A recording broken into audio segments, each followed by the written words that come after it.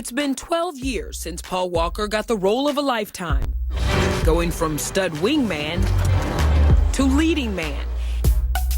Aging gracefully on screen as an action movie star, Paul Walker was also maturing off screen. Most of us know Paul Walker as Brian O'Connor from Fast and the Furious, that kind of gorgeous, ruggedly handsome, speed demon action star. But you wrote that he was much more than that. How so? Yeah, I think people didn't realize that Paul Walker had a full, vibrant life off the screen. He always said he was kind of 1 foot in, 1 foot out with the whole Hollywood game.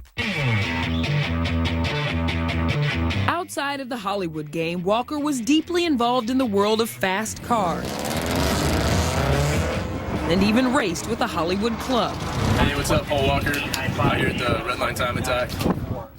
He was a total auto head. He actually owned Always Evolving. It was a performance shop that really appealed to the car junkie that Paul Walker was. But Paul was much more than a car junkie. He was also deeply committed to humanitarian relief. In 2010, Walker took a team to Haiti, helping in the aftermath of the major earthquake that devastated the small nation. We asked a bunch of people what they thought we should bring. He knew that he had to do something. No one knew what to expect, but all he knew was he was bringing medical equipment, water filtration, and he was going to do what he could. When they got there, they did so much for their first time. They were able to set up a hospital in an orphanage. And the experience that he came home with after that was, I have the opportunity to do something very special. And Walker wasn't afraid to get his hands dirty. You talked about the fact that he went to Alabama to help with victims of the tornadoes. Lots of people talk about things they care about. He actually did something. He cared about other people, and he went and helped them. We were helping clear a house. It was 100 degrees, the humidity was through the roof, and we're just working with chainsaws, just plowing through, full gear on, sweating, working hard. But then, the homeowner realized that a Hollywood star was among those helping out. And the emotion that they expressed, and this was someone who just lost everything, that someone, you know, with the name notoriety of Paul would just be there working to make their life a little better without, you know, there was no camera crew, there was no nothing. It blew their mind. And it's interesting because he was very private. He almost remained like a mystery to all of his fans other than what they saw on screen. Yeah, Paul Walker didn't go after a lot of press. He didn't necessarily want to be photographed. You didn't see him coming up in magazines.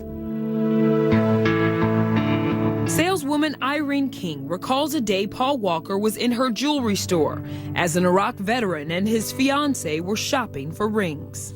She saw something that she liked, and they were looking at it, and she was trying them on, but turns out that they couldn't afford them. But Paul Walker could afford a $10,000 ring. He wanted to help them out, and so he just out and out bought it for them. He went to the manager, and he was very specific about having it anonymous. He didn't want the couple to know that he was buying the ring for them. Walker's father, Paul Sr., says the generosity wasn't only extended to strangers.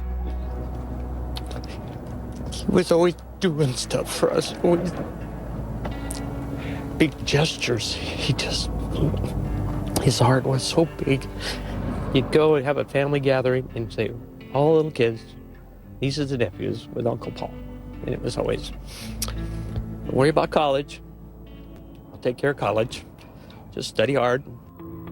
Walker never finished college himself, but even as his movie career took off, his father knew Junior was ready to slow down, to become a more present father for his daughter.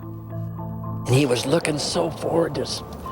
He wanted to take a hiatus and say, gosh, Dad, she's 15. I ain't got much more time to be with her.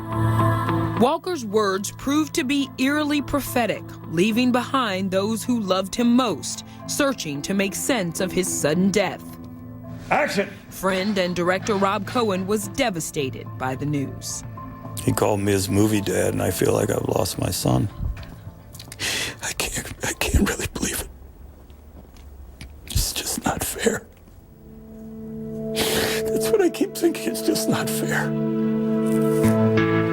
Walker's death had a similar effect on his Fast and Furious co-stars like Vin Diesel, Dwayne "The Rock" Johnson, and Tyrese Gibson. Diesel visited the crash site to pay his respects. Thank you for coming down here and showing that angel up in heaven how much you appreciate it. Yeah! Johnson took to Instagram, simply posting, "Love you, brother." And Tyrese Gibson, with whom he was particularly close. We've seen him grieving on social media and at the crash site, and it's indicative of the fact that they were very, very tight. He had a good relationship, a very good relationship with his Fast and Furious castmates. Days later, those castmates released this tribute. The most important thing in life will always be the people in this room.